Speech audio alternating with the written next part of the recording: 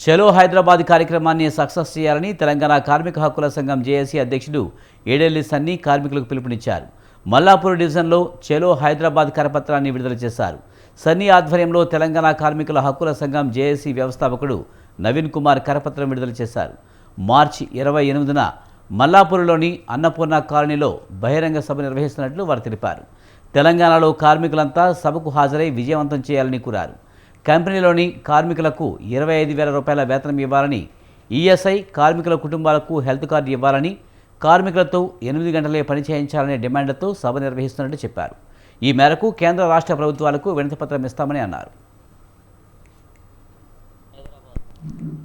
తెలంగాణ కార్మికుల హక్కుల సంఘం ఈ నెల 28వ తేదీన మల్లాపూర్లో నిర్వహించడం జరుగుతుంది. దీనికోసం అధిక సంఖ్యలో కార్మికులు పాల్గొని కార్యక్రమాన్ని విజయవంతం చేయాలని కోరుకుంటున్నాం.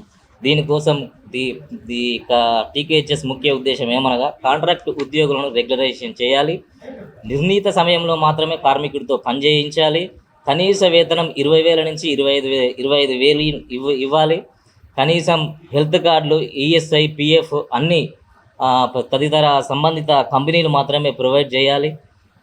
పిల్లలకి ఒక కార్మికుడికి ఏ కంపెనీలో అయితే పనిచేస్తున్నాడో ఏమన్నా అనివార్య కారణాల వల్ల అన్ఎక్స్పెక్టెడ్తో ఏమన్నా జరిగితే 10 లక్షల రూపాయలు ఇన్సూరెన్స్ చేయాలి.